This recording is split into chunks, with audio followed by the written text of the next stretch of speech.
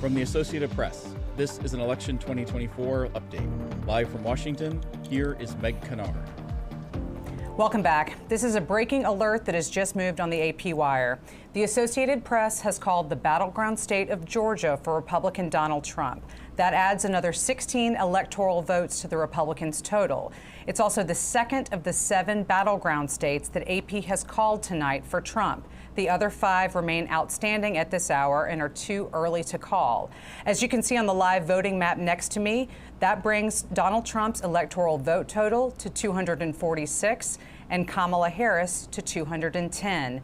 Back with me, as he is all night, is Sagar Meghani. Okay, Sagar, we've got our second of these battleground calls. What are you telegraphing in this? What do we see? Well, when you look at that number, 246 for Donald Trump, that puts him 24 electoral votes away from being declared the winner of this race. When you look at Pennsylvania with 19 and some of these other battlegrounds that you mentioned, he is easing toward that. The Harris campaign had said just before we called this race that there are too many races too close to call, all the votes have to be counted, and that the vice president herself would not be speaking at their victory rally / party event tonight at Howard University here in Washington, her alma mater. So the mood clearly dispirited there as people began just flooding out of that. Yeah, Howard we saw that gates. in our live pictures here. Just people just flocking leaving, away from there once they were told that the vice president would not be appearing. So a dour mood among Democrats, but a whole lot of happy people at Mar-a-Lago, where Donald Trump is supposed to address his supporters. Right, and we will keep our eyes on our images coming in from all of his supporters gathered.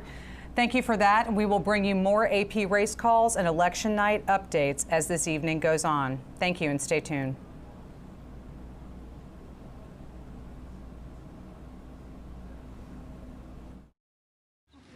You've been like looking and not looking this evening.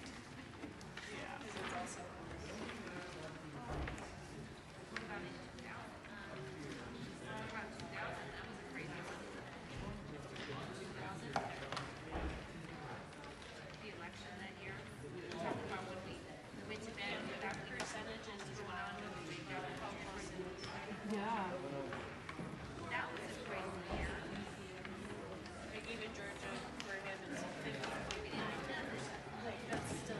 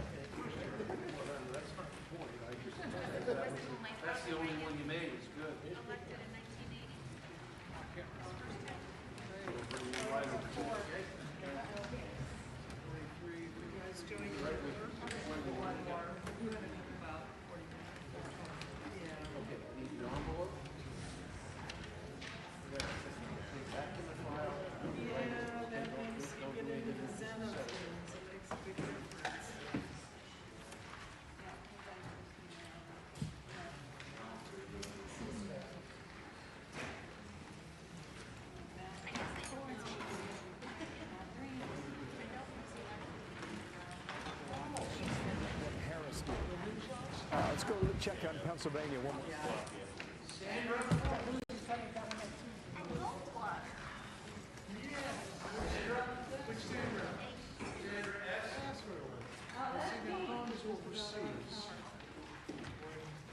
Kennedy was assassinated. I need 405.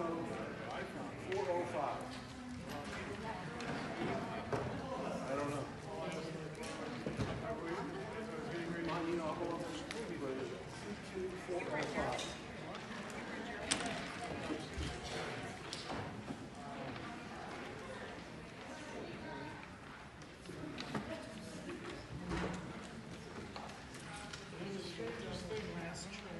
Johnson became president, decided to reform the military, decided that our headquarters was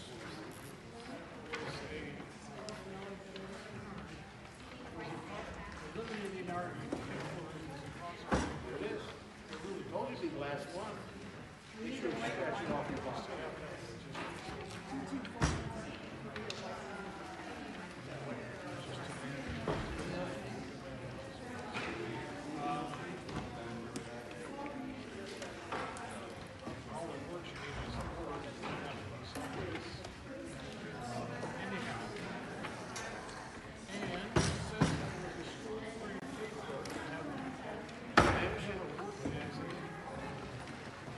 We like you, that's what's happening. Big conference decided to put now, take this, you're all back in this. Now was the Senate headquarters doing classification online meeting. And we decided the best place to put me was in the city. Those people go out on the field all the time.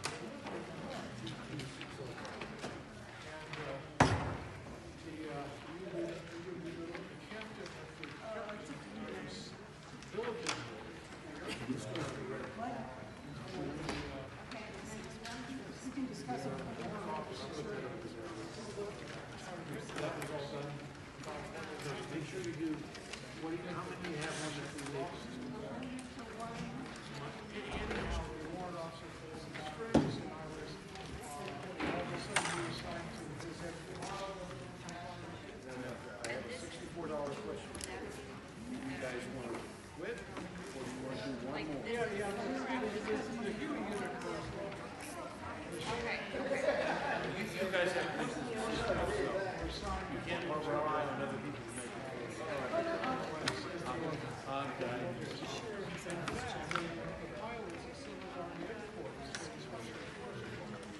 Okay, now if you look at it now. You think you can get it done in 40 minutes or less? It is 11:08.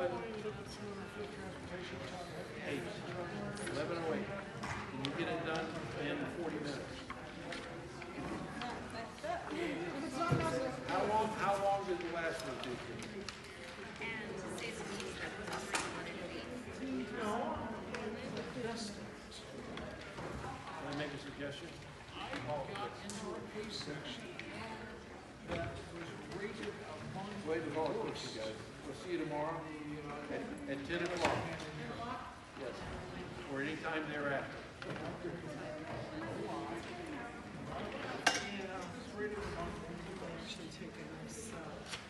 Thank you guys very much for everything you've done. Yeah, I'm gonna go to the bathroom and then grab half a diet Pepsi and drink out on the way home.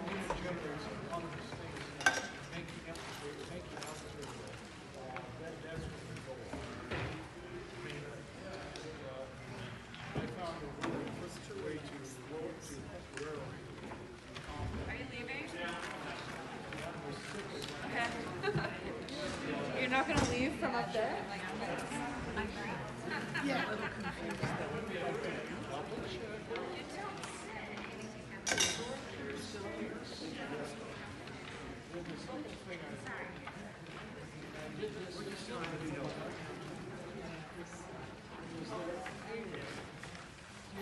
Right here, okay? Spread out all over some of the companies. They were making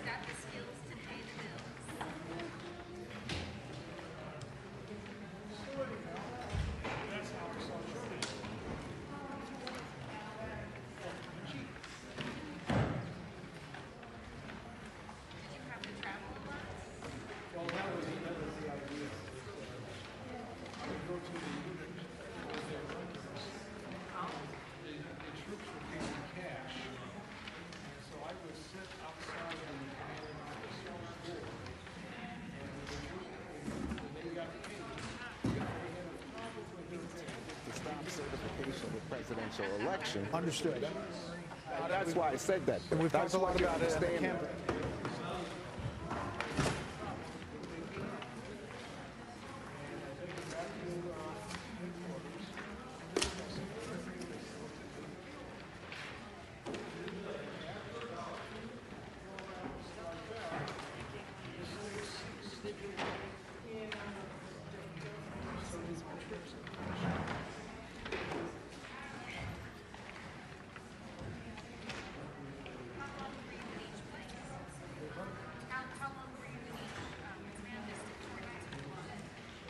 I would be just there on May 8th. I would go down the night before, spend the night there. They get paid first thing in the morning. I just stay there while they got paid, and after they got paid, I just got back in the chief and went back to headquarters. That Thursday, my budget.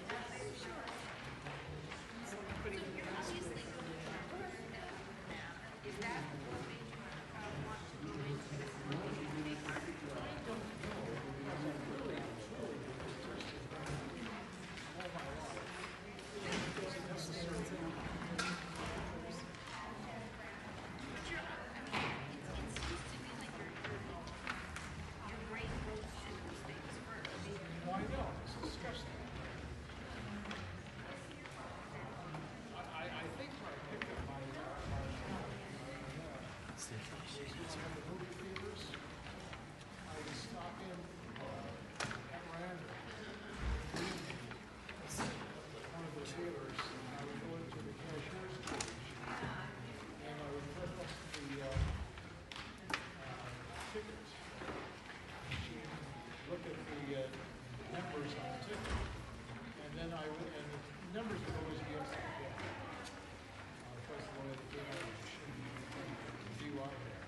And then I'd look over at the sheet she had about the starting number, and I could mentally in my head tell how many tickets she had sold. I didn't write it down or do the math. I mean, I just looked at numbers. I didn't Subtracted. Even long numbers that are upside down. So then I would walk into the auditorium and count all my change.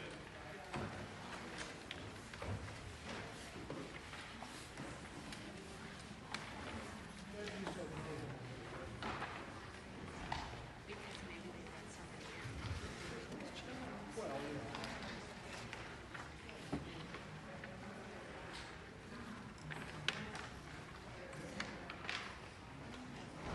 Did you have a good problem with that? Big problem with that? With them letting people in? Not really.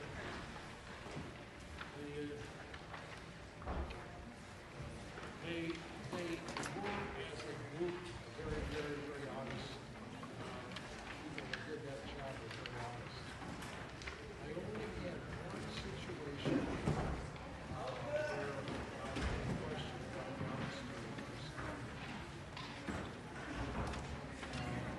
I had just taken over the mayor. And I was working with the staff that had been there employed by Fox. Delivery managers, so they had a good place. We had a very, very bad night of weather. And the manager turned in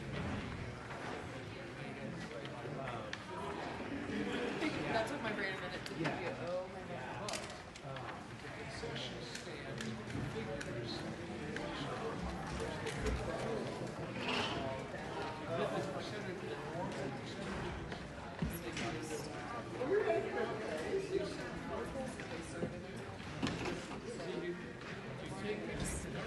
I didn't know.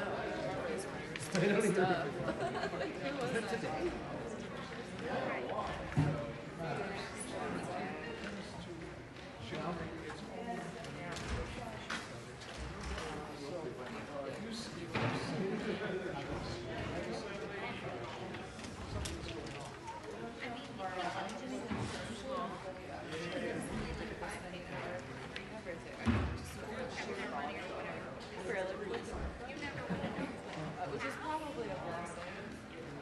Anyhow, so I fired her.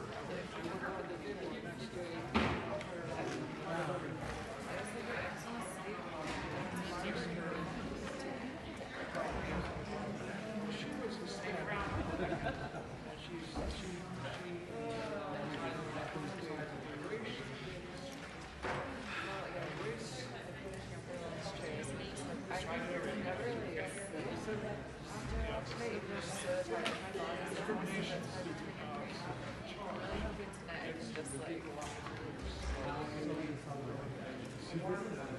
took about 6 months for them to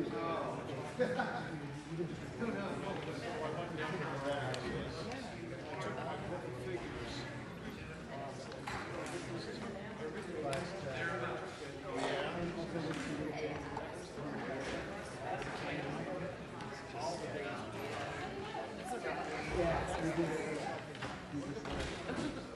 Well, we're all in it together. We're all in, but also I did. But we're also doing. I mean, they do this all day. They know.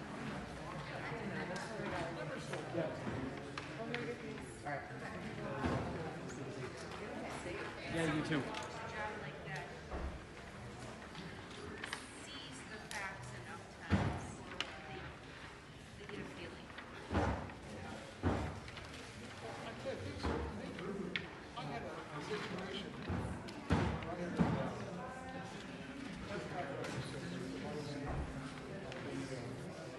snack bar of driving. I was promoted to supervisor for the city for the company I told you about.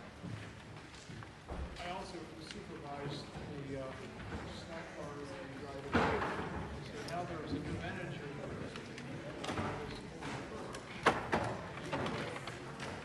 She calls up and says my inventory is well. So I went down, looked at her inventory. One Are these ladies picking on you? They look like they are. Daggers. we all We appreciate everything you guys have done. You've been a great team. I appreciate it. You all too, you've done a great job. You guys make our job easy. We're finishing up. Yeah, okay. And we will not leave without you. Yeah, I'm just coming from Okay, no problem. someplace besides. We will. All right. Okay, you got it. Here.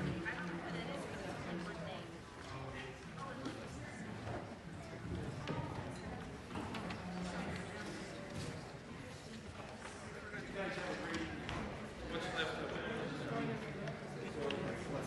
You know what? You are done. Don't think you are done. We appreciate everything. Check your email just to make sure.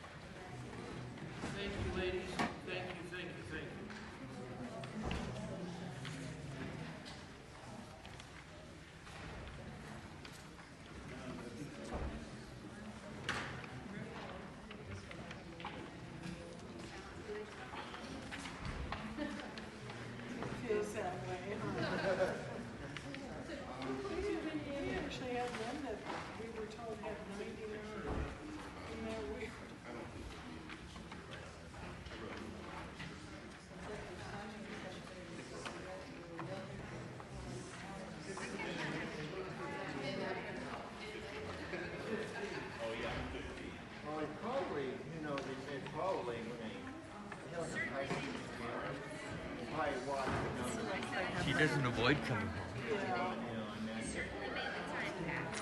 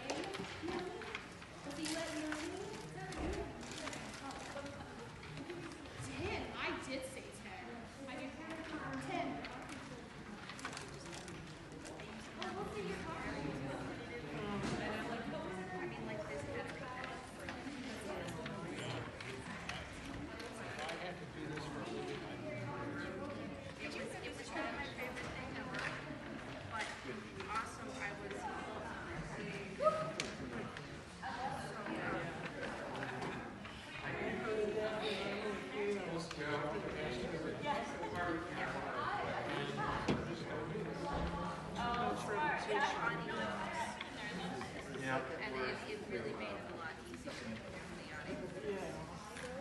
Because, I mean, this doesn't take a break.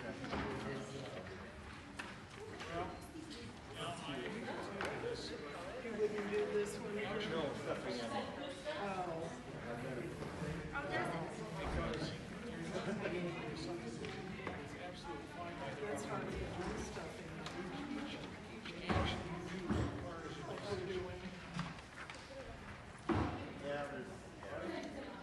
It does take a break. But it's, I mean, like 8-year-old effort.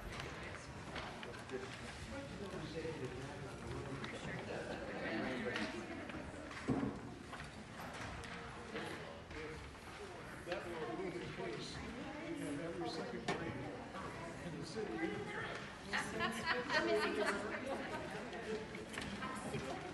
We're close to But I mean, victory here. I'm just saying, if I didn't have kids, and this was 9 to 5.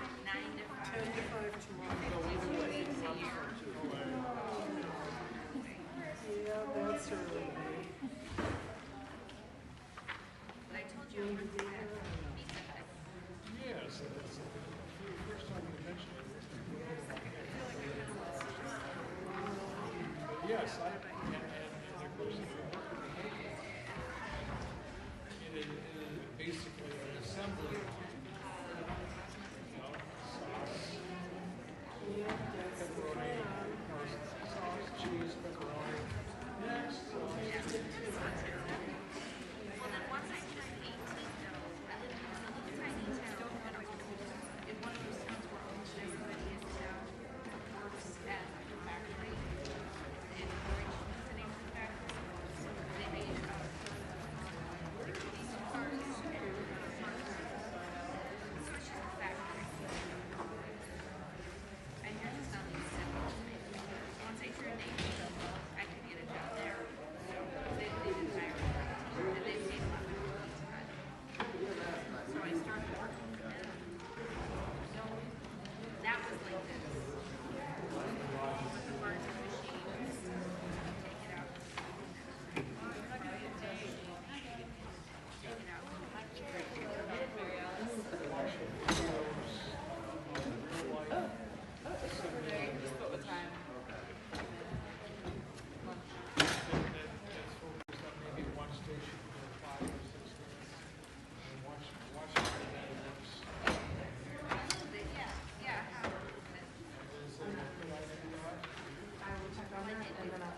Okay. Do a shoot with. But it was not my favorite job ever. Because it was the only place to work in that town and actually make a living wage. It's Did you get to these? How long did you put up? just don't like ask until it was out of town. Until I moved back to Denver. And you never went back to them on it? Very good. Been there, done that. And I mean, I think I went to but what always really got to me about that is I realized 2 days ago how easily I could be replaced by other people. Right now, we don't have a machine that we put this part of out of the crate, put it in this machine, pick it back up, and put it in the next crate. So I had to do that, but I really, eventually, they were listening. There was no one line zero space. This was 20 years ago. 131 machine is run by a person that, sorry, that the factory is run by one guy now. 96 and 1,000 machines. 4, 6.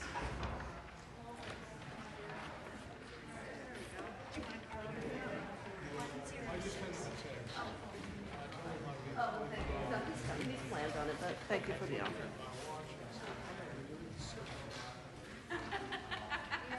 Was this box light?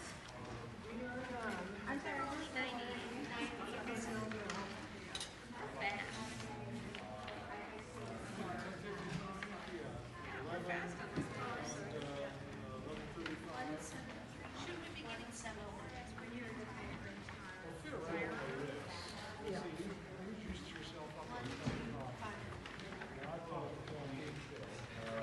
we're still running on drugs here. yeah.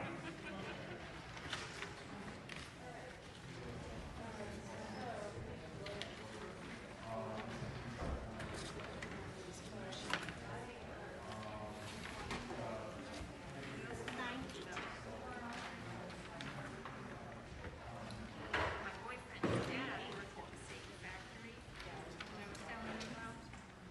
Like he repaired the machines that were It's different when you go in the front. and I remember thinking when I used to look at it because that's the only wave of the future. So they're not going to need me. They're just going to need somebody to repair all the machines.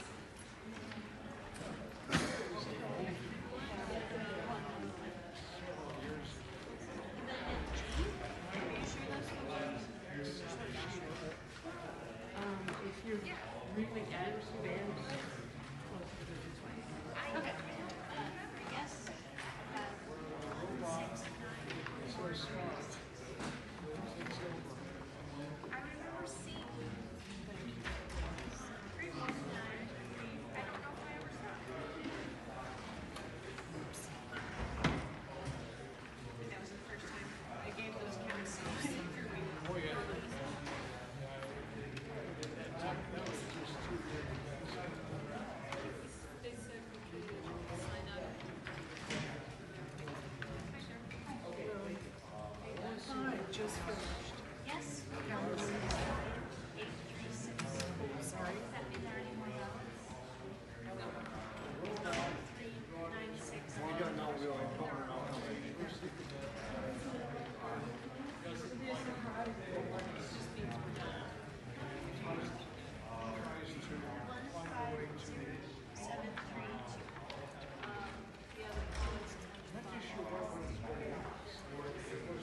6, 6.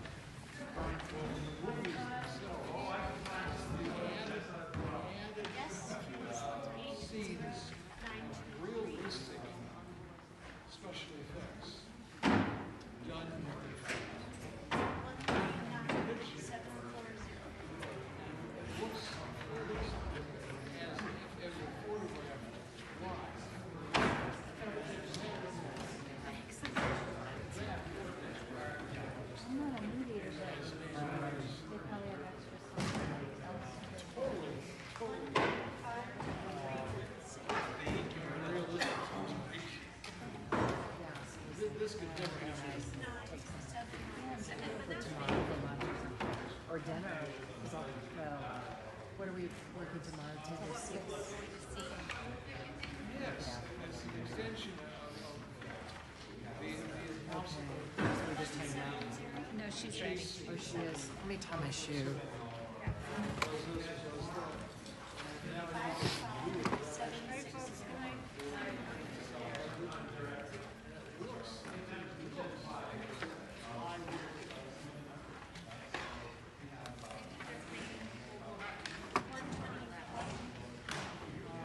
Versus being able to just thank you.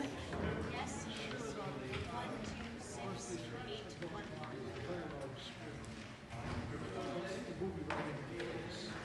And the presence of 1, 2, 6, 8,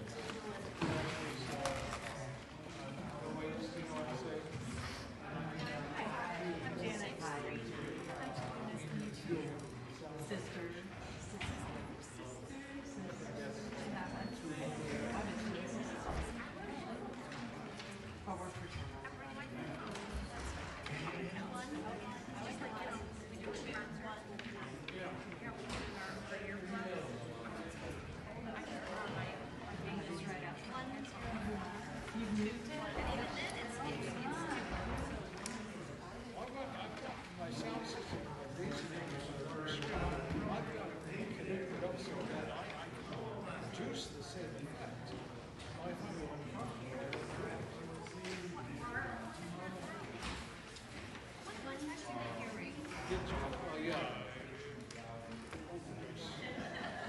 Did you, by any chance, watch Oppenheimer? You guys gotta hurry up. Christopher Nolan, producer, director. Super hit on a very, very dry. Oh my God. Yes, 9, 6, 5, 5, 5. Did you read Countdown 1935? Sorry, 1948. No. 2, 2, 5, 4. Is that the same subject? Yeah.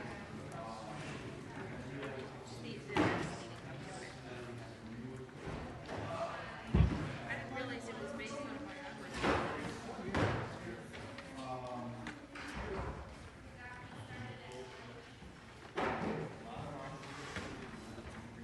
The only mistake that Robert Oppenheimer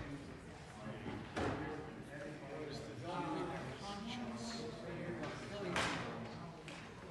when he presented his accomplishment to bloodthirsty individuals for sharpshooting. The bottom line is, we built this thing to kill people, and that's what we intended. I don't know what anybody was expecting differently. For them, it is 4, 7, 8, 5, 6, 7 more when they use it. And do you think we spent that, yeah, do you think we spent $2 billion on this just to clear up? 1, 6, 4, 7. What is it that Matt usually ensures destruction? Do we really think that we're going to have all these bombs and never use them? 7. You see,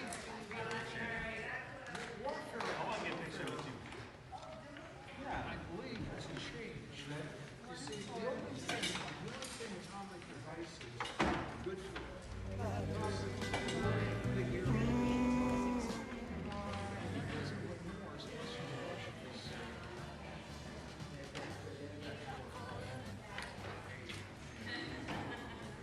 Got one more in yet? No. Just kidding. That was a very quick down. That was a cut off. Yes. Stay true. I want to go home before midnight. You don't have to see if I cheer position.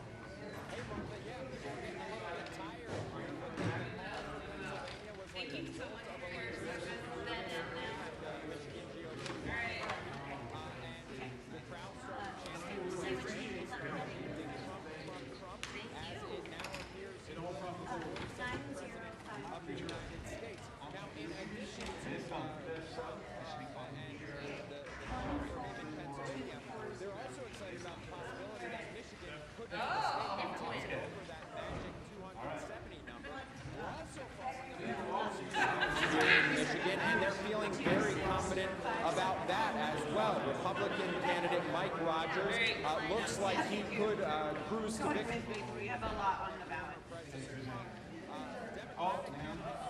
So we're closing up, heading everybody out. Thank you. I'm still live right now, so I have to give my editors like 5-10 minutes before I turn off. Okay. Yeah, probably because I think we'll all be done. Oh, you're our AP stringer. So, yeah. Yes. Or I'm not a stringer, but. Oh, AP. Yeah, she's an AP. I mean, video. She's a stringer. Yeah. You're the AP stringer. Okay. I met somebody who I spoke at a neighborhood association. He said that you were on assignment because he was in Nevada. Oh. He lives in my neighborhood. He's my neighbor. Yes, yes, yes. Yeah. And I have to tell you guys a very funny story. So I went to school for journalism and was a print reporter for a long time. I actually founded the Denver North Star here in town. But back in the day when I was in college in Pennsylvania, I was an AP stringer. And I always joke with people, I was like, that was back when I had a dial-up modem, and they were like, reporting every like 2 minutes, right? And so you would have to sit there and hit like refresh, and then your whole dial-up modem would go through the whole thing. For like, and I was like, this is insane. It's so slow, and we'd be like so freaking out about it, and like then you'd dial up and go through the whole process again, and there would be nothing new because they didn't used to tell us like when the next results were coming. Like, we just never knew. Like, it was like, figure it out, I guess, and then you just keep doing it all the time. But at the same time, like in some ways, I'm like, hopefully we'll be able to call. Have we come that far? Some things are still just very funky. I'm like, Pennsylvania is still actually. You could see the House go Republican as well, and that would be part of the story as well. Let's go out to Trace Gallagher on the West Coast with his panel. Hey, Trace. Yeah, thank you as well. We've got our it's an adventure. Yeah, no doubt. We'll get out of here soon. No problem. I just wanted to give you a little bit of a heads up before everybody goes. And Caitlin, you was struck by the whole concept that again Trump was undercounted.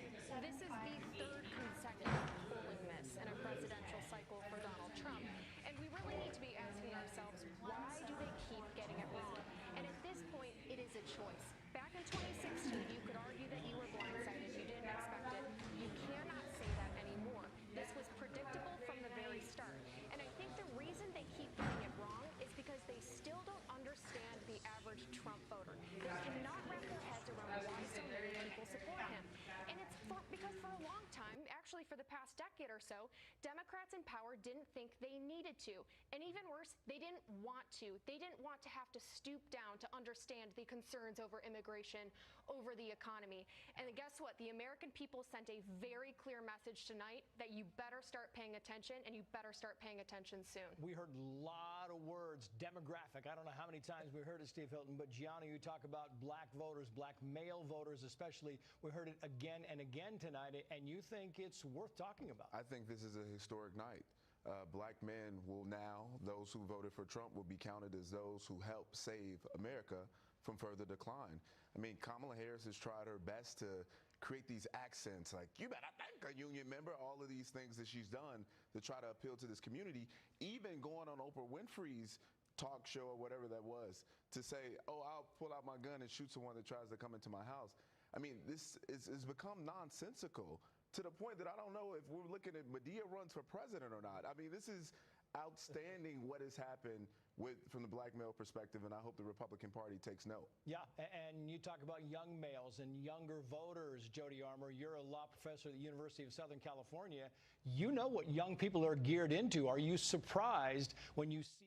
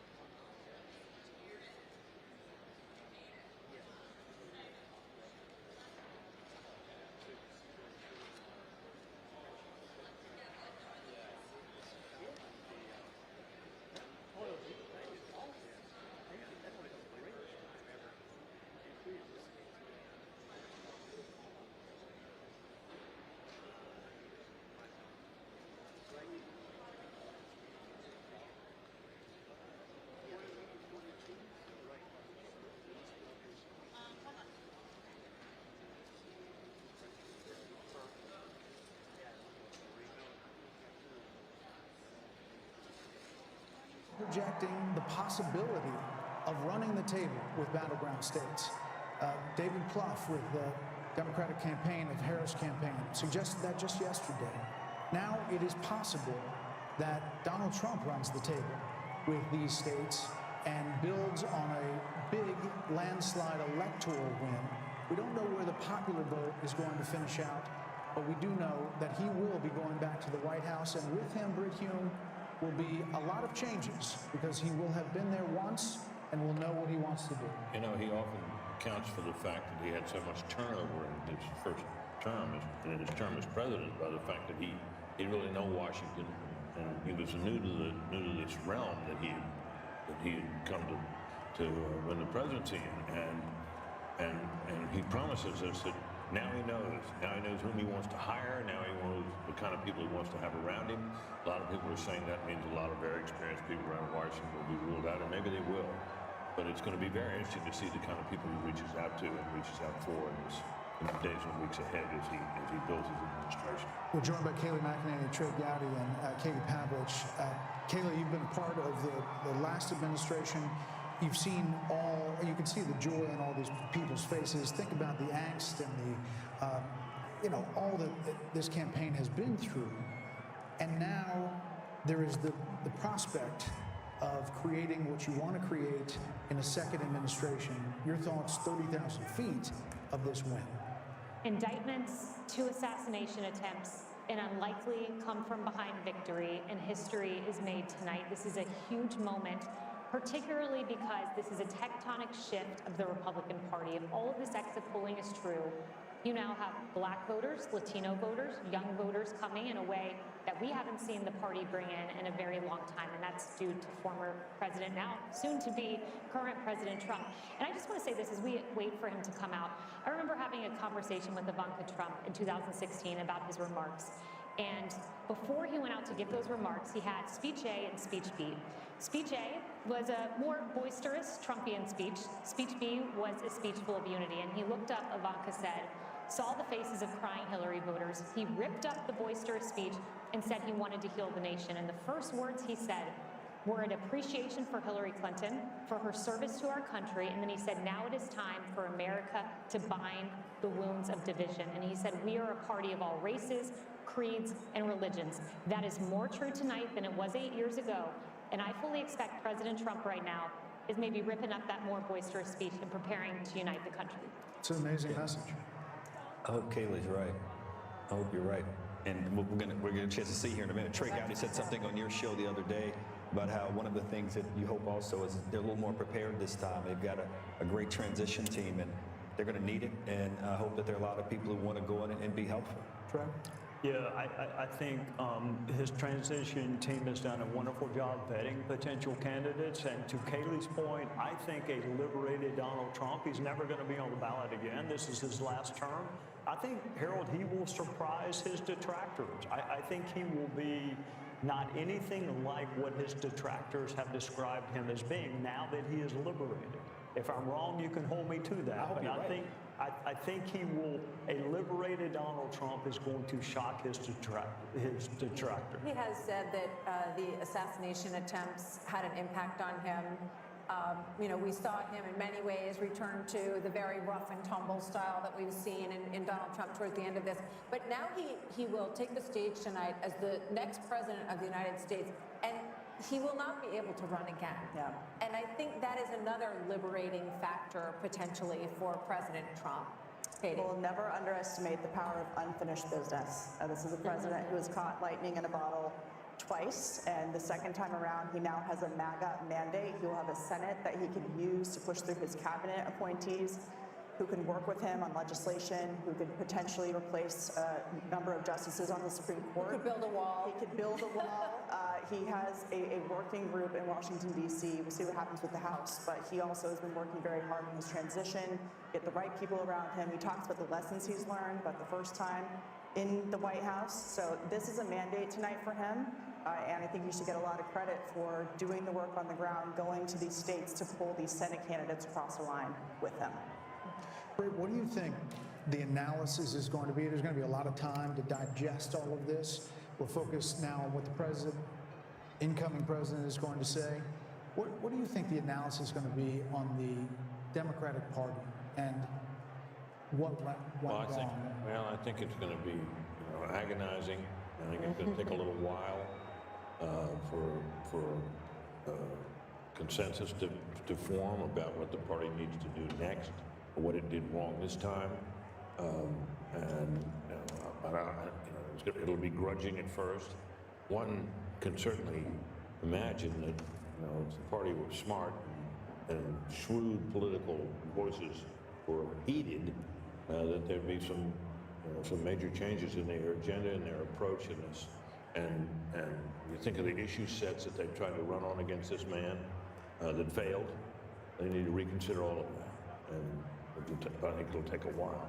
Now, our colleague and friend Mark Halperin, who's been very astute this particular cycle, he thinks there's going to be blood in the streets and people are going to be hysterical. I hope not, but it could happen. Ben? I am really looking forward to reading some of the stories, probably with a lot of anonymous sources amongst Democrats with the recriminations, and it's going to be fast and furious, and you will have people saying that Joe Biden should have dropped out the day after, not dropped out, but said he was not running for re-election on the day after that midterm in 2022, and either endorsed her or said, let there be a primary, and Dr. Jill Biden, there will be thoughts about her. And I wonder how chilly that White House is going to be for the next 90 days as they try to figure it out. And let me just say that as Vice President of the United States, Kamala Harris will certify the election results on January 6th. A lot of irony in that moment. Harold, your thoughts? This is how our country is organized, and it's a great education, I think, for people who had very high passions in this race. There are Democrats who were fervently for Joe Biden. He performed poorly during a debate, and the party switched to Kamala Harris, and there was genuine excitement, I think, built over a period of time. And some of that excitement was an aversion and almost a dislike and a disdain for Donald Trump. But I hope it's a moment that we can all grow from, because if we don't, not in a selfish, partisan way, Democrats won't progress. And I don't think you can fly and soar as a great country unless you have both wings working together. And President Trump, tonight, I'm going to be interested in that tone, Kayla. I was reminded of your words, reminded of what you said as you shared it. I remembered that story, and I hope and pray for the country tonight that President Trump, who has every right to be joyful, every right to celebrate, will give a speech with that tone tonight that in many ways could help him do all the things that he campaigned on in this campaign. What does this mean for the never-Trumpers who are Republican and the Lincoln Project people and Bill Kristol and people like that who seem to abandon everything they ever previously believed in order to oppose Donald Trump? Kellyanne? We'll get to the never-Trumpers soon enough and the hundreds of millions of dollars wasted on them. Look, Donald Trump won this on policy and personality. I don't want to be remiss here. He is talking about energy independence, manufacturing, an economy where everybody is working, no new foreign wars, getting out of the entanglements we currently have, respecting and resourcing law enforcement, border patrol, military. And by the way, friends, we don't get those policies without that personality. What did we hear during the Republican primaries? I want Donald Trump's policies without his personality. Good luck with that. You don't get this strength and this resolve and this toughness. You don't get those policies without that. But I want to say this. It's on this phone that Huma Abedin placed a call 2:30 a.m. on November 9th, 2016. And on the other line was Secretary Clinton to concede the race to Donald Trump on my phone. I handed it to him, and I said to Vice President-elect Mike Pence, make sure Hillary actually concedes. She did. And President Trump was gracious to them, too. They came to the luncheon at the Capitol after the inauguration. The Obamas and the Clintons were there. I was there to see it myself. And then something just changed. The Washington Post said, let's impeach him at noon, 2 minutes after he's inaugurated. Melania wrote about this in her book. So, Harold, I hear you. I hope everybody can unify. But I got to tell you, my friend, I think it starts with your party and not mine. Fair enough. They had this guy in a courtroom. He's not an indoor cat. I get it. They had him in a courtroom. They had him impeached. They have him. And whether people think that was justified or not, Now is a good time to respect the will of the people. Forget about us, the will of the people. I agree with you. I'm just saying be a gracious winner and let's move the country forward. I agree. And I know you will. That was my only point. I heard a gracious winner today when I talked to him. I really did. He's known for a while. He's going to, I wrote a piece on FoxNews.com October 11th saying he's going to have a narrow landslide. I think he's felt that for a while, but he wanted to go and earn it. And I even think the people around him have to be gracious too. I think he will. I know him as well as you. Yeah, that's a different question. Can be gracious as well. That's a different question. We can always hope. Yeah, well, that comes from the top. Once more, I just want to say how much money was spent on this election. $15.9 billion with a bill. Wow. B, if you spent $1,000 a day for 2,740 years, that would be $1 billion. It was 16 times that. What has been spent on every race, presidency, the whole deal. $16 billion. And here we are. What is that, a check you can write to for every American? What did you say? About $50. If not 40. $50. But I just want to say, every presidential race has a medium. You know, you go back to television, cable. Yeah. This was, in some ways, a podcast experience of a campaign. And those are free to go on podcasts.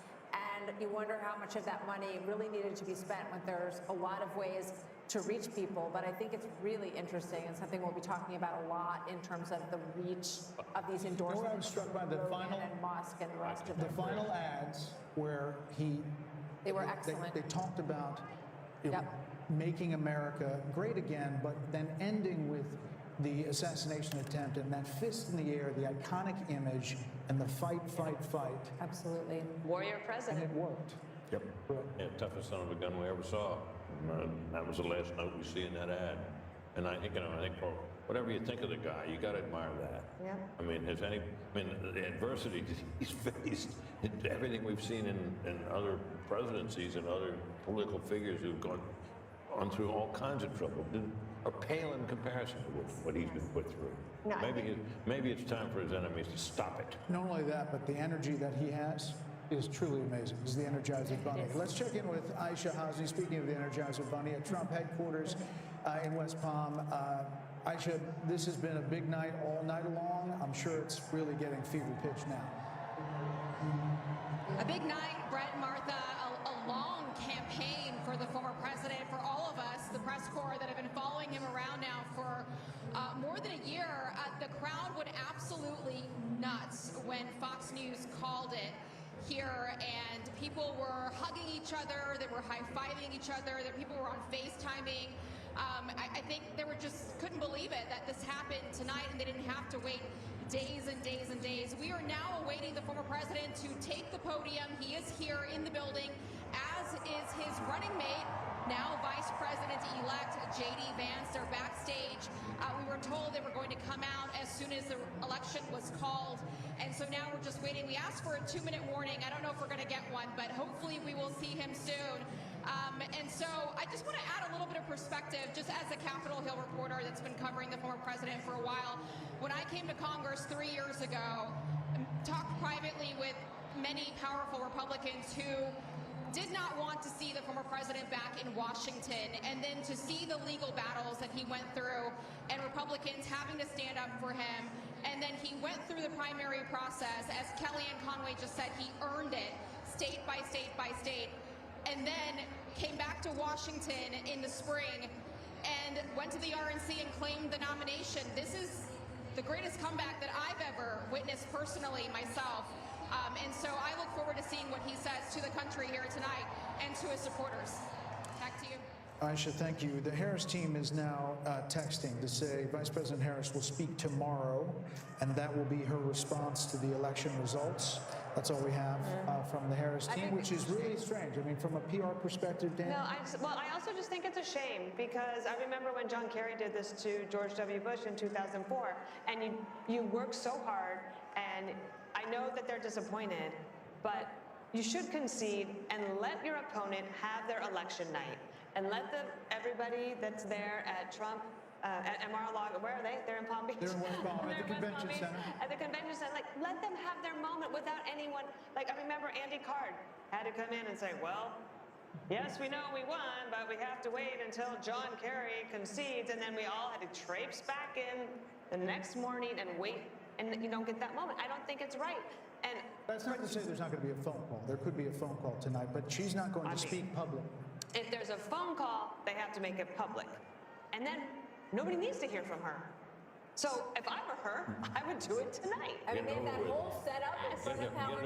Yes, all of her people were already there. Everybody was there, and it does feel like you want to just collect the moment and do it the way that But they were holding out hope. They were holding out hope that the blue wall could somehow come together, but it's going to be a red wall. 90 minutes before that, they were told to go to bed. I got that text. 90 minutes before all of this, Jen O'Malley Dillon, the Harris campaign person, said everyone can go to bed and come back tomorrow. So she didn't even address her own supporters. We want her to call President Trump. She didn't talk to the people who were assembled there for hours for her. It just seems very ungracious. By the way, it ended up being a very bad split screen. You probably couldn't see it in here, but they're filing out, and he's expanding his folks, and they're all excited for him. Look, I think that Kamala Harris is a sign of the times, but I think that Trump's a metaphor for the country. And when he says, we don't surrender, fight, fight, fight, we get back up, I just think I think that's who it is. The other thing I just want to say, maybe it's as a Catholic, maybe it's just as a Trump supporter, maybe it's just as a flawed human being. We all get second chances in this life. Rarely do we get a second chance as big as this one. And I have got to believe the man that I know and that Kayleigh worked with is going to work with a certain alacrity and energy to get things done very quickly. What he can do through executive order, what he could do with the Congress, bringing in the governors. Nobody gets a second chance this big in their lives and just puts it on the shelf like it's a trophy or a gold star. He's going to use that as a platform for good and undo some of these bad policies, and I think do even better. You know, these celebrities, these athletes, he's got job creators and innovators. He's got Elon Musk and Dana White. He's got people who make stuff, who people say, wow, there's an American success story, and he's going to bring them aboard. So Vice President Harris has now encountered what is known as the Van Buren curse. It's the failure of the Vice President to get to the presidency. Only two have done it, and that is Martin Van Buren in 1836 and George H.W. Bush in 1988. You know, the question is what the Republican Party looks like now. And Kayleigh, it's a multiracial party, to your point. It's working class, and maybe it's the future. I mean, it's Elon Musk. It is Joe Rogan and podcasts. It is, you know, there's an opportunity here on both parties to realign and change. There are going to be a lot of conversations that go on to that end.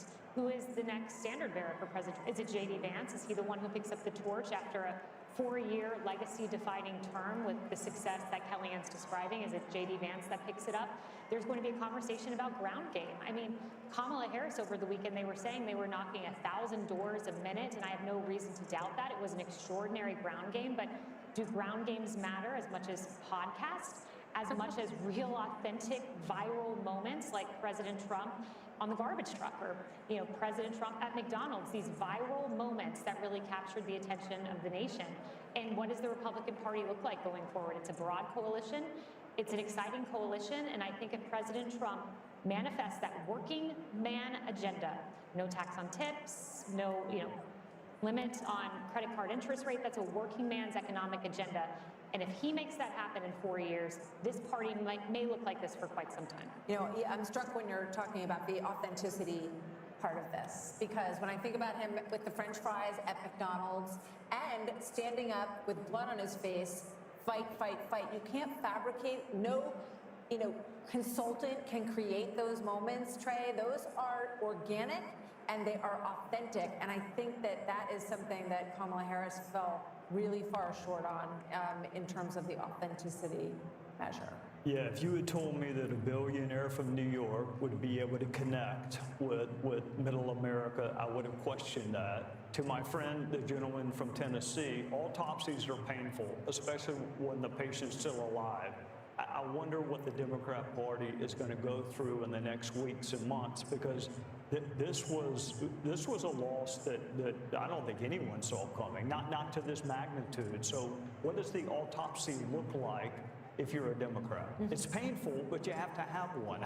How did you lose, and how did you lose this sounding? The easiest way to do it for them would be to simply say, if Joe Biden hadn't cloned and clung to the job, clung to the nomination, and hidden his condition with a lot of help, they could have had an open nominating process and gotten a more attractive nominee who would have been freer to walk away from Biden policies and would have had a better shot. I mean, I think that's the easiest, simplest solution. But I'm not sure that's where they'll go. But that makes sense. I don't think you can pass over an African-American female, which is a very loyal constituency for the Democrat Party. I don't see how they could have passed over. But if he left the office and she'd run, she would have been put through a different process and would have had competition, and the whole thing would have been different. You know? But I mean, Harold, you have a Democratic Party that's pretty old.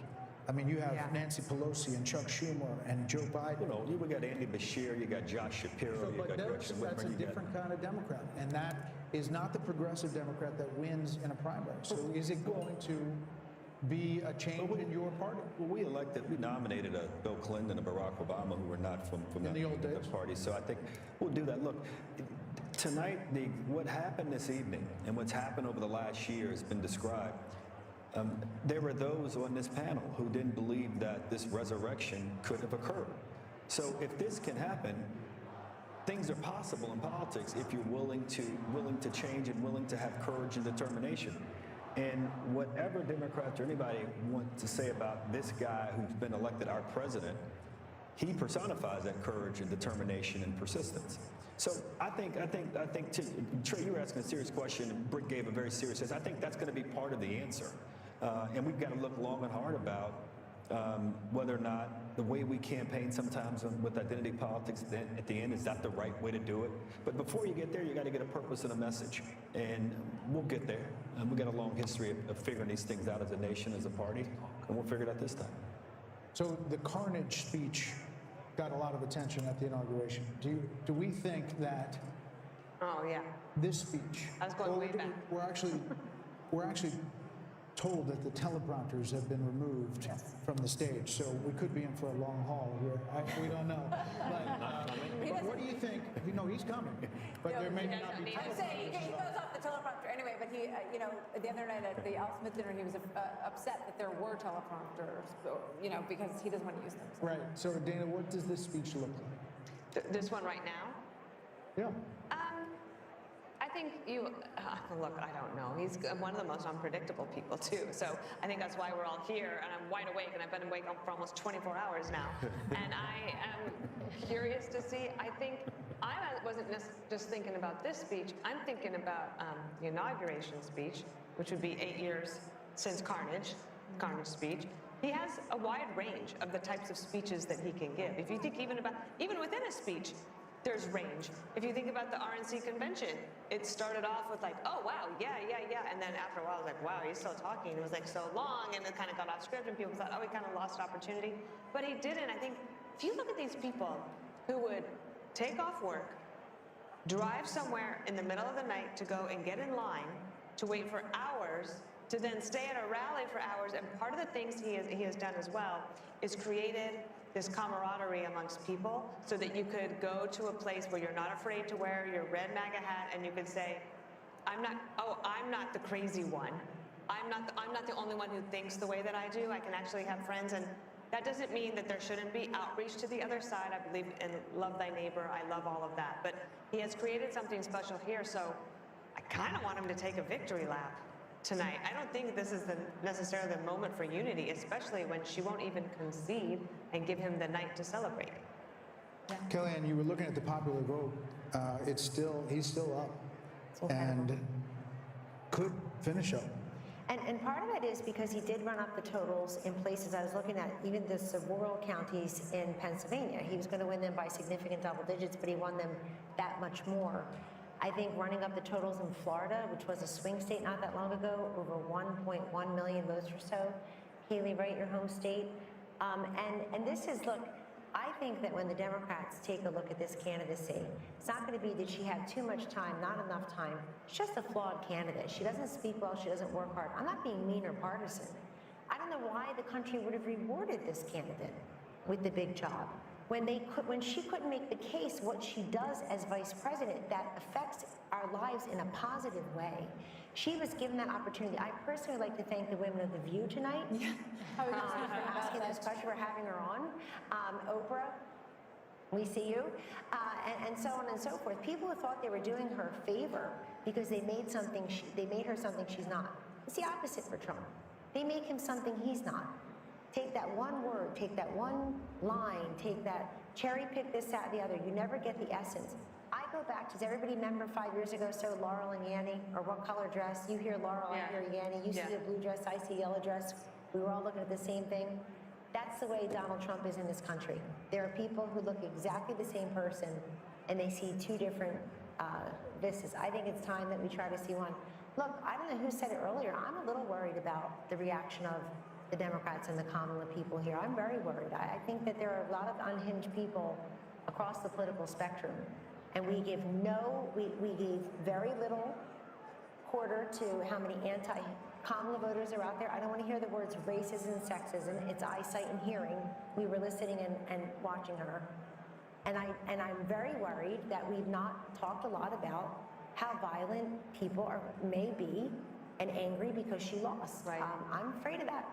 Right. I mean, I can just imagine thinking about The View, and a week or so ago, they were saying, you know, what is wrong with someone who would vote for him? Michelle Obama. And Joe Scarborough saying, you know, we weren't raised like this. Who raised these people?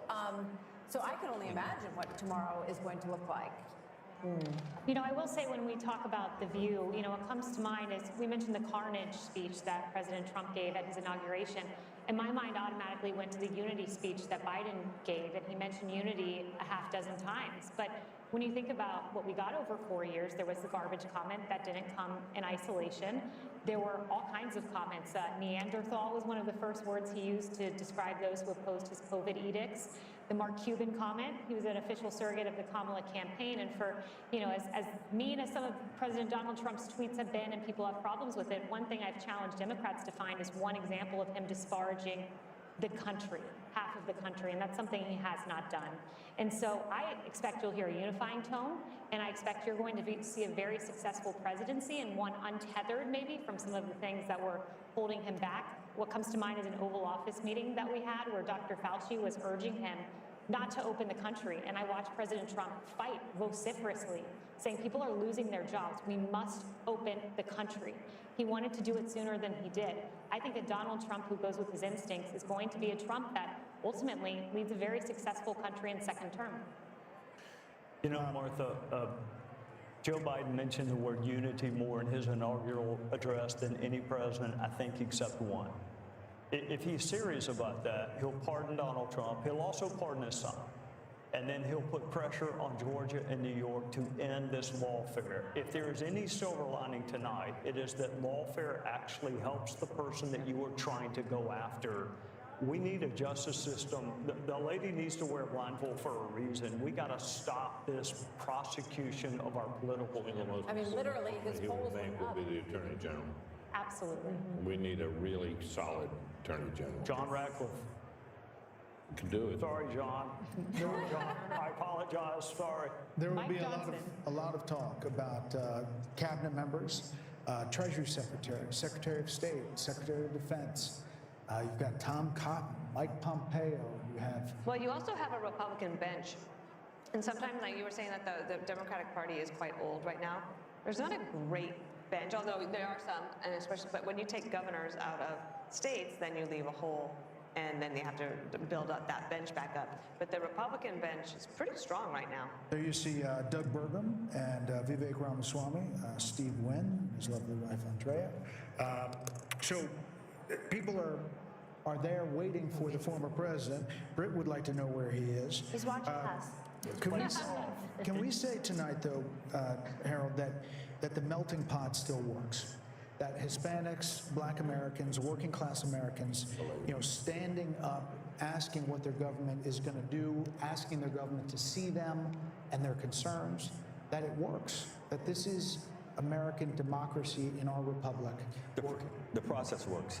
I think as we get a final account of the numbers and the coalition that President Trump won with this time, I think it'll be one that will be for the history books.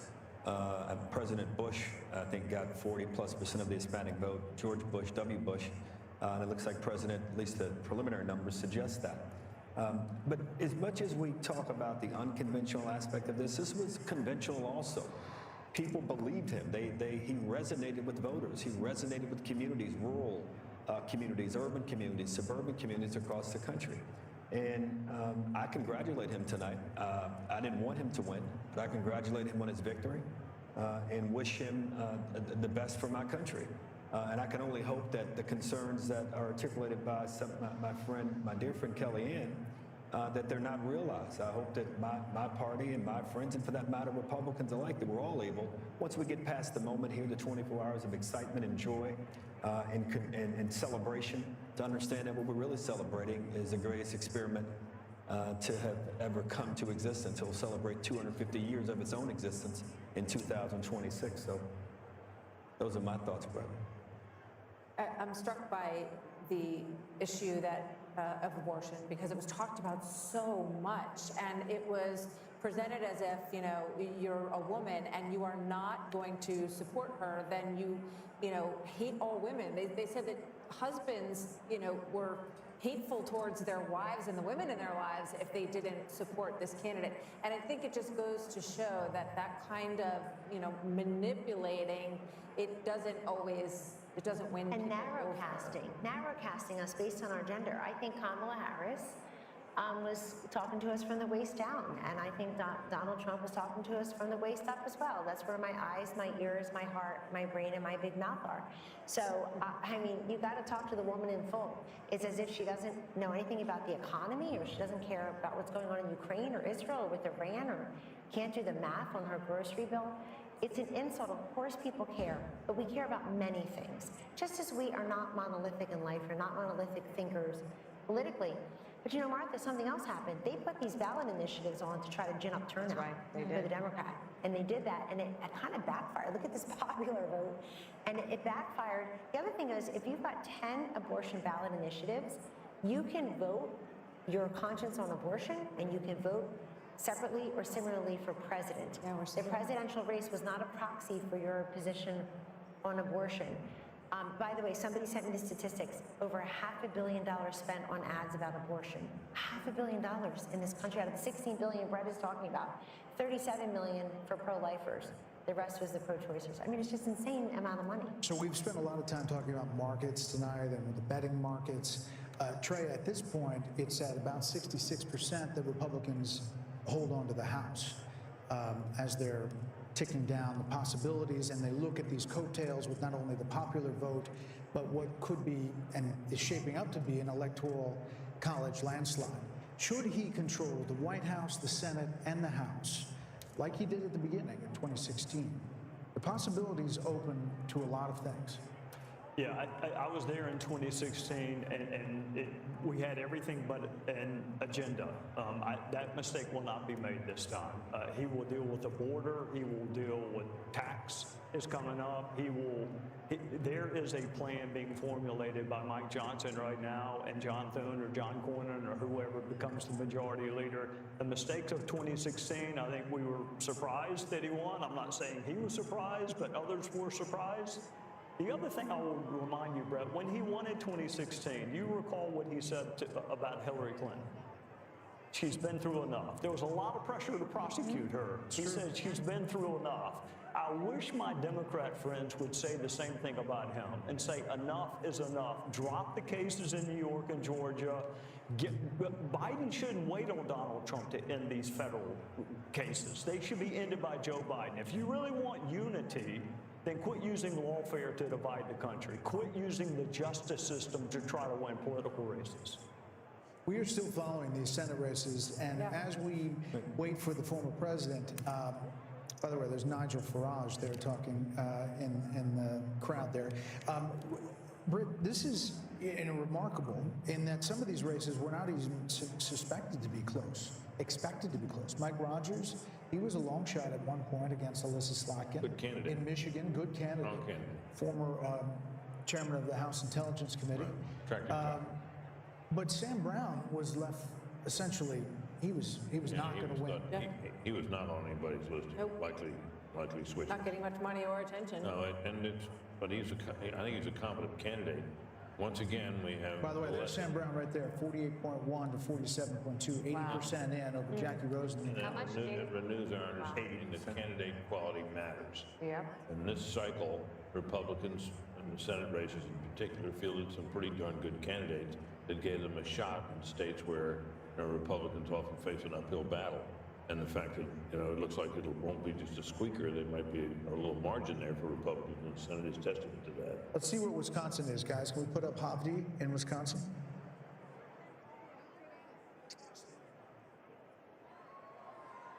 Ladies and gentlemen, please welcome President-elect Donald J. Trump, First Lady Melania Trump, and the Trump family, accompanied by Vice President-elect J.D. Vance, Second Lady Usha Vance, along with friends and campaign staff.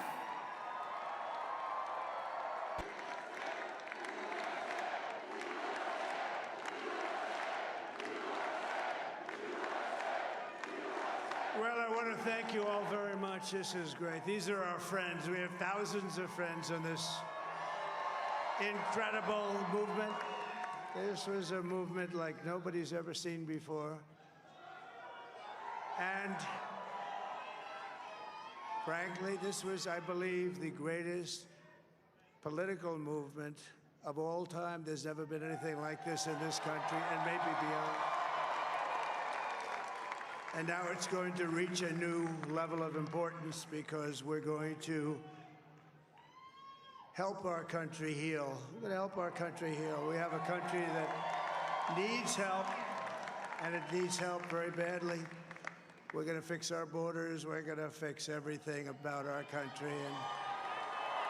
And we made history for a reason tonight, and the reason is going to be just that. We overcame obstacles that nobody thought possible, and it is now clear that we've achieved the most incredible political thing. Look what happened. Is this crazy?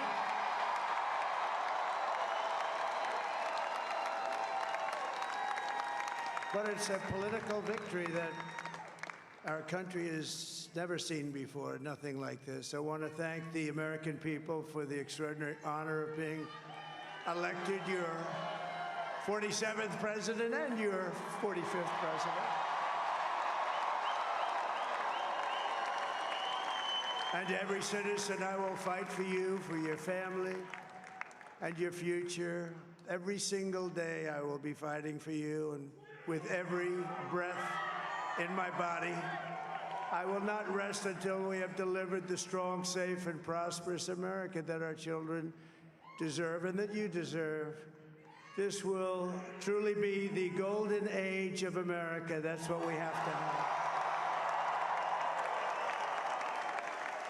This is a magnificent victory for the American people that will allow us to make America great again. And in addition to having won the battleground states of North Carolina, I love these places, Georgia, Pennsylvania, and Wisconsin, we are now winning in Michigan, Arizona, Nevada, and Alaska, which would result in us carrying at least 315 electoral votes. But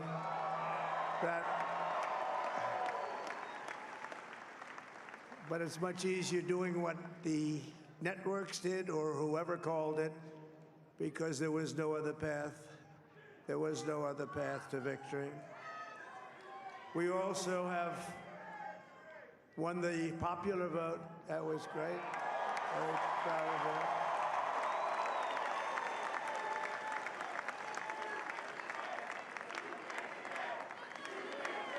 Thank you.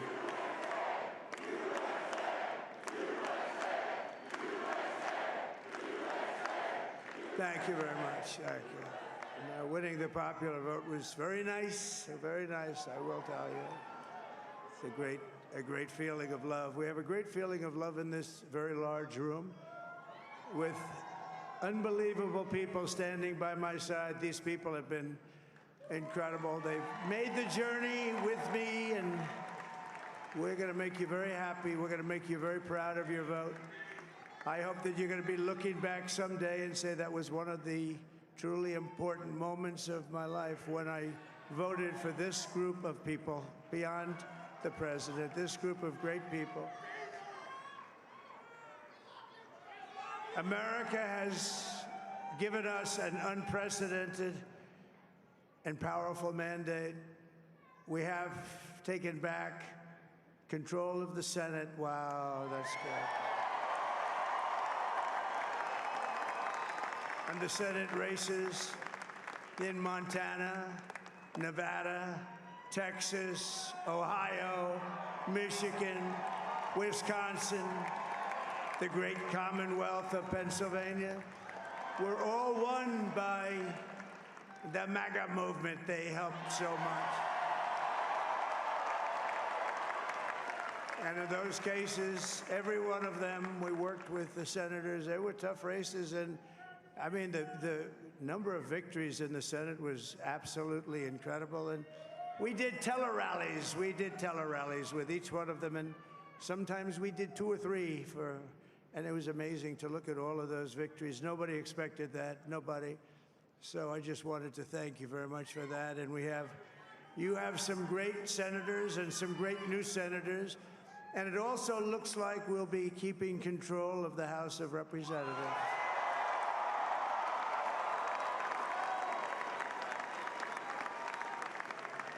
And I want to thank Mike Johnson. I think he's doing a terrific job, terrific job. I want to also thank my beautiful wife, Melania, First Lady.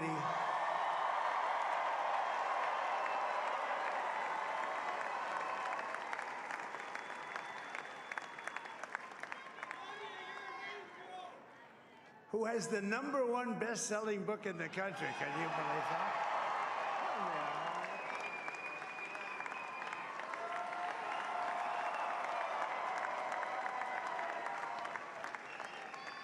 Oh, no, she's done a great job, works very hard to help people.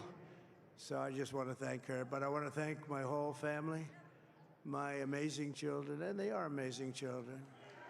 Now, we all think our children are amazing. Everybody here thinks their children are amazing, but that's a good thing when you think they are. But Don, Eric, Ivanka, Tiffany, Barron, Laura, Jared, Kimberly, Michael, thank you all. What a help. What a great help.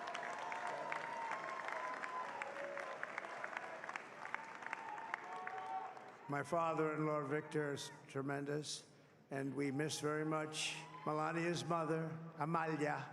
We miss Amalia, don't we, huh? She would be very happy right now, standing on this stage. She'd be so proud. She was a great woman, that one. Beautiful inside and out. She was a great woman. I want to be the first to congratulate our great, now I can say, Vice President-elect of the United States, J.D. Vance.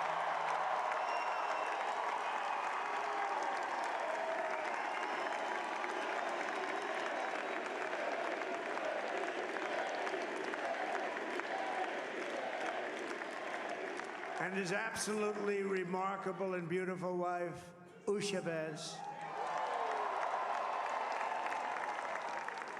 And he's a feisty guy, isn't he? You know, I've said, go into the enemy camp.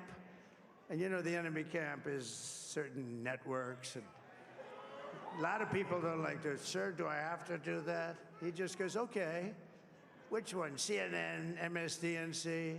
He'll say, all right, thank you very much. He actually looks fun. He's like the only guy I've ever seen. He really looks forward to it, and then he just goes in and absolutely obliterates them. Say a couple of words.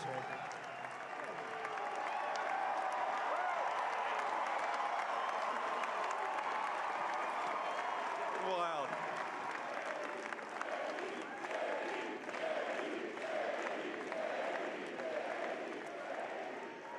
Well, Mr. President, I appreciate you allowing me to join you on this incredible journey. I thank you for the trust that you placed in me. And I think that we just witnessed the greatest political comeback in the history of the United States of America.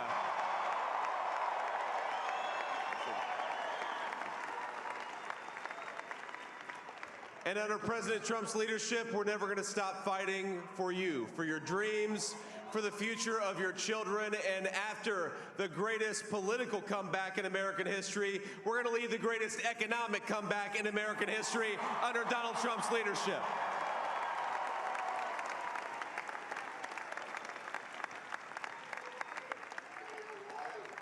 Thank you very much. He's turned out to be a good choice.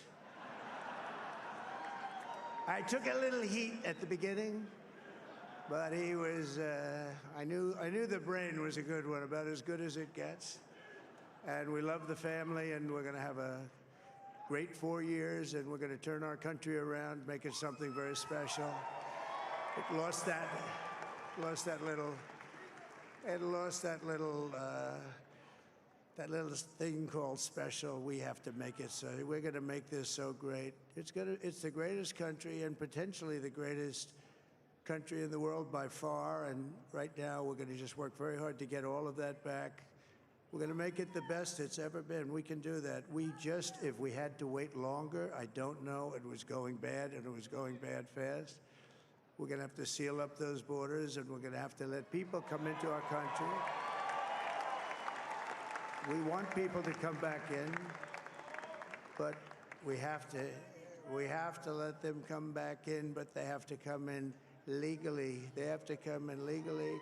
Let me also express my tremendous appreciation for Susie and Chris, the job you did. Susie, come here. Come here, Susie. Chris, come here, Chris. Susie likes to stay sort of in the back, let me tell you. The Ice Maiden, we call her the Ice Maiden. Come here, Chris. Come here, Chris. Susie likes to stay in the background. She's not in the background. Come here, say something. This wasn't expected, but I just want to thank, obviously, President Trump for this journey. It was a great one, and he's a hell of a candidate, and he's going to be a hell of a great 47th president. And this team that we had, the best team, and, of course, even my boss, Susie Wiles, the best. Thank you. Thank you, and thank you, Susie. Look at her, she's shy. I've never seen her be shy before. Susie. They're great. Everybody up here is great. Everybody up here is very special. But the Trump, who did you say? Oh, let me tell you, we have a new star. A star is born, Elon. Now he is. Now he's an amazing guy. We were sitting together tonight. You know, he spent 2 weeks in Philadelphia and different parts of Pennsylvania, campaigning. You know, he sent the rocket up 2 weeks ago, and I saw that rocket, and I saw it coming down. I saw it. When it left, it was beautiful, shiny white. When it came down, it didn't look so pretty. It was going 10,000 miles an hour, and it was burning like hell. I said, what happened to your paint job? He said, we've never made a paint that could withstand that kind of heat. And but I saw it come down and turn around. And it was, you know, it's like 22 stories tall, by the way. It looks a little smaller than that, but it's big. And it came down, and you saw all that fire burning. And I'm saying, only Elon can do this. It must be an Elon. And I tell the story. I told it last night. I had a man on the phone. I had the screen muted, no sound. I was talking to a very important man, happens to be here. And that very important guy, one of the most important people in, I would say, the country, actually. But, you know, I was president, and now it looks like I was going to be maybe president again, so I figured I could ask him to hold. So I asked him to hold. And especially because you're going to be president again, they hold. So I took the phone down, and I'm looking at the screen. I'm seeing this crazy thing that's going around and coming down. It looks like it's going to crash into the gantry. And I said, oh, no. And I said, do me a favor, do you mind holding for a couple of minutes? I want to see this. I thought it was a space-age movie or something. I put the phone down, bad part, I didn't pick it up for 45 minutes, and he was holding. But this spaceship came down, and I saw those engines firing, and it looked like it was over, it was going to smash, and then I saw the fire pour out from the left side, and I put it straight, and it came down so gently, and then it wrapped those arms around it, and it held it, and just like you hold your baby at night, your little baby. And it was a beautiful thing to see, and I called Elon. I said, Elon, was that you? He said, yes, it was. I said, who else can do that? Can Russia do it? No. Can China do it? No. Can the United States do it other than you? No. Nobody can do that. I said, that's why I love you, Elon. That's great. And you know, when we had the tragic Hurricane Helene, and it hit North Carolina, they were really devastated. The water, this was a big water, as big as we've ever seen, water hurricane. It built lakes out of nothing. Fields became lakes, and the danger was unbelievable. And the people from North Carolina came to me and they said, would it be possible, at all possible, for you to speak to Elon Musk? We need Starlink. I said, what's Starlink? It's a form of communication. So I called Elon, and I'll tell you what, he had, and it was very dangerous. People would die. They had no communication. All the wires went down. I called Elon Musk. I said, Elon, you have something called Starlink. Is that right? Yes, I do. What the hell is it? He said, it's a communication system that's very good. I said, Elon, they need it really, really badly in North Carolina. Can you get it? He had that there so fast. It was incredible. So, and it was great. It saved a lot of lives. He said, but he's a character. He's a special guy. He's a super genius. We have to protect our geniuses. We don't have that many of them. We have to protect our super geniuses. I want to thank some of the guys. You know, we have up here today the U.S. Open champion. He's a fantastic golfer. He's slightly longer than me. Hits the ball a little bit longer than me. Just a little bit. Bryson DeChambeau is up here someplace. What happened to Bryson? Where is he? Bryson. Oh, he was shot. He's hitting balls. Oh, he's on the way. He's hitting balls. Bryson. Oh, look at him.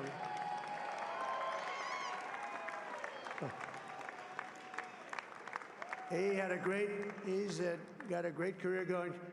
Great U.S. Open, Bryson. That's a fantastic job.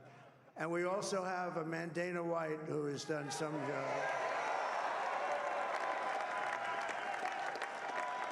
He's a tough guy.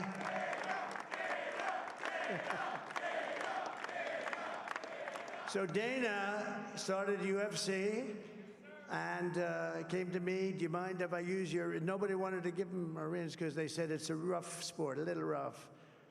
And I helped him out a little bit, and I went, and I said, this is the roughest sport I've ever seen, but I began to like it, and he loved it, and nobody's done a better job in sports. And you know, he's a very motivational kind of a guy, what he does. He gets these fighters, and they really go at it, and it's become one of the most successful sports enterprises anywhere at any time. It's doing so well. I'd like to ask Dana just to say a couple of words, because people love to hear from him. Dana,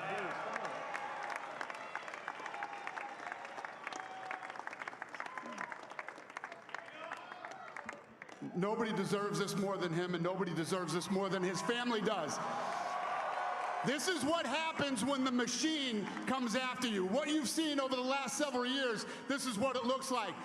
Couldn't stop him. He keeps going forward. He doesn't quit. He's the most resilient, hard-working man I've ever met in my life. His family are incredible people. This is karma, ladies and gentlemen. He deserves this. They deserve it as a family. I want to thank some people real quick. I want to thank the Nelt boys, Aiden Ross, Theo Vaughn, busting with the boys, and last but not least, the mighty and powerful Joe Rogan. And thank you, America. Thank you. Have a good night.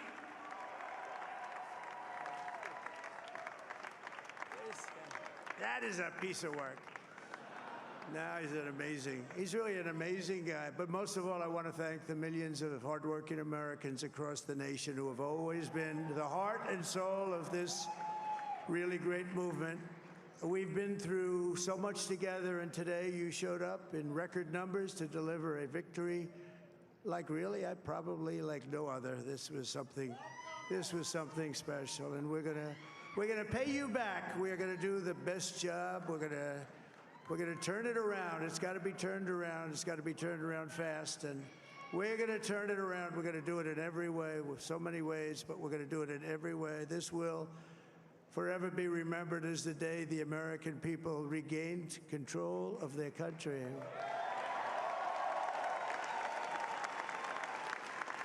So I just want to say that on behalf of this great group of people, these are hard-working people, these are fantastic people, and we can add a few names like Robert F. Kennedy Jr. He came in.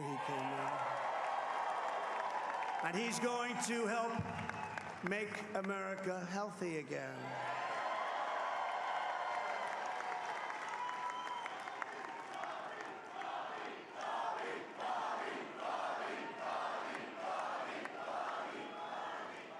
And now he's a great guy, and he really means it. He wants to do some things, and we're going to let him go to it. I just said, but Bobby, leave the oil to me. We have more liquid gold, oil and gas. We have more liquid gold than any country in the world, more than Saudi Arabia. We have more than Russia. Bobby, stay away from the liquid gold. Other than that, go have a good time, Bobby. We're going to be paying down debt. We're going to be reducing taxes. We can do things that nobody else can do. Nobody else is going to be able to do it. China doesn't have what we have. Nobody has what we have. But we have the greatest people also. Maybe that's the most important thing. This campaign has been so historic in so many ways. We've built the biggest, the broadest, the most unified coalition. They've never seen anything like it in all of American history. They've never seen it. Young and old, men and women, rural and urban. And we had them all helping us tonight. When you think, I mean, I was looking at it, I was watching it. They had some great analysis of the people that voted for us. Nobody's ever seen anything like that. They came from all corners, union, non-union, African American, Hispanic American, Asian American, Arab American, Muslim American. We had everybody, and it was beautiful. It was a historic realignment, uniting citizens of all backgrounds around a common core of common sense. You know, we're the party of common sense. We want to have borders. We want to have security. We want to have things be good, safe. We want great education. We want a strong and powerful military, and ideally we don't have to use it. You know, we had no wars. 4 years we had no wars, except we defeated ISIS. We defeated ISIS in record time. But we had no wars. They said, he will start a war. I'm not going to start a war. I'm going to stop wars. But this is also a massive victory for democracy and for freedom. Together, we're going to unlock America's glorious destiny. We're going to achieve the most incredible future for our people. Yesterday, as I stood at my last stop on the campaign trail, I'll never be doing a rally again. Can you believe it? I think we've done 900 rallies approximately from them. Can you imagine? 901, something, a lot of rallies. And it was sad. Everybody was sad. Many people, I said, this is our last rally. But now we're going on to something that's far more important, because the rallies were used for us to be put in this position where we can really help our country. That's what we're going to do. We're going to make our country better than it ever has been. And I said that many people have told me that God spared my life for a reason.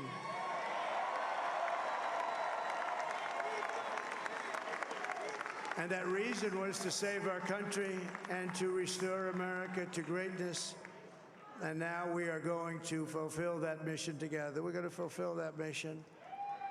The task before us will not be easy, but I will bring every ounce of energy, spirit, and fight that I have in my soul to the job that you've entrusted to me. This is a great job. There's no job like this. This is the most important job in the world.